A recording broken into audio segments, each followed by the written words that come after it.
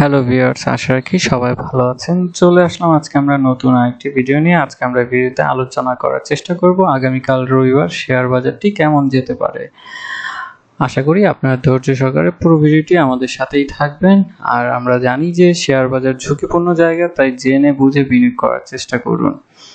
আমরা যদি last working data খেয়াল করি তাহলে দেখব যে সেখানে 1500 কোটি টাকার উপরে ট্রেড ভলিউম হয়েছে, এবং যেখানে এখন আমরা কিছুটা ডিসস্যাটিসফাই, কারণ মার্কেটে দেখা যাচ্ছে যে এতগুলো কোম্পানি থাকা সত্ত্বেও মাত্র 84 কোম্পানিটি আপনার পজিটিভ ছিল এবং 82 কোম্পানিটি আপনার নেগেটিভ ছিল, কিন্তু আনচেঞ্জের অবস্থা এখনো বেশি রয়েছে, সেখানে রয়েছে 205টি কোম্পানি।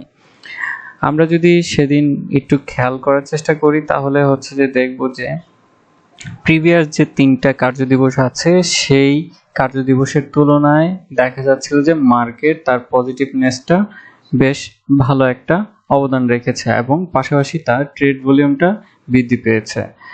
তো এইখান থেকে আমরা যে জিনিসটা দেখতে পাচ্ছি যে তার ম্যাকডিটাও ক্রস করার চেষ্টা আছে, হয়তো এটা রবিবারে আমরা দেখতে পাবো যে এখান থেকে সেটিকে ক্রস করবে ফাইনালি। এবং মার্কেটে যদি আমরা একটু খেয়াল করি যে আবার লিডিং পজিশনে ট্রেড ভলিউমে বেক্সিমকো ফার্মা এবং ওরিয়ন ফার্মার আমরা একটা ভালো টার্নওভার দেখতে পাই। তো বেসিক্যালি দেখা যাচ্ছে যে বড় বড় ফান্ডামেন্টাল কোম্পানিগুলো আবার মার্কেট লিডার হতে যাচ্ছে, এবং পাশাপাশি কিছু ডিফারেন্ট ক্যাটাগরির কোম্পানিগুলো তার লিডিং পজিশন ক্রিয়েট করার চেষ্টায় আছে, এবং যেটি খুবই একটি পজিটিভ। তো ফাইনালি আমার কাছে মনে হচ্ছে যে রবিবার বাজারটি একটুকটা হলেও পজিটিভ যাওয়ার সম্ভাবনা আছে, বাট ফাইনালি মার্কেট তার আসল রূপটা আমরা দেখতে পারবো বিনিয়োগকারীর আসলে সাইকোলজিক্যাল উপরে।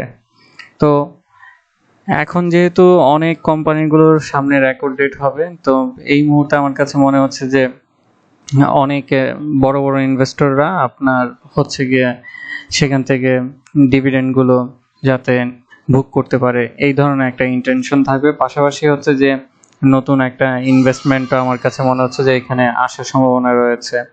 এবং যেহেতু এই বছর আমরা খুব একটা মার্কেটে একটা ভালো অবস্থান দেখতে পাইনি, তো বছর শেষে আমার কাছে মনে হচ্ছে যে মার্কেট অবভিয়াসলি তার ঘুরে দাঁড়ানোর চেষ্টায় থাকবে। তার প্রধানত কারণ হচ্ছে যে মার্কেটে ম্যাক্সিমাম শেয়ারগুলো ফ্লোর প্রাইসে আটকে আছে।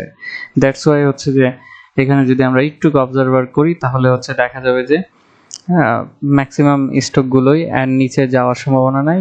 দ্যাটস ওয়াই হচ্ছে যে নতুন করে ইনভেস্টমেন্ট করে এই স্টকগুলো ধাপে ধাপে হয়তো যেগুলো আনচেঞ্জ কিংবা ফ্লোরে পড়ে আছে সেগুলো আপনার ধাপে ধাপে তার ফ্লোর থেকে উপরে ওঠার চেষ্টায় থাকবে।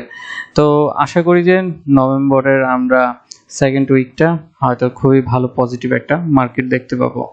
তো ফাইনালি আজকে এতটুকুই। আশা করি আপনারা শেয়ার বাজারে জেনে বুঝে বিনিয়োগ করার চেষ্টা করবেন। ধন্যবাদ।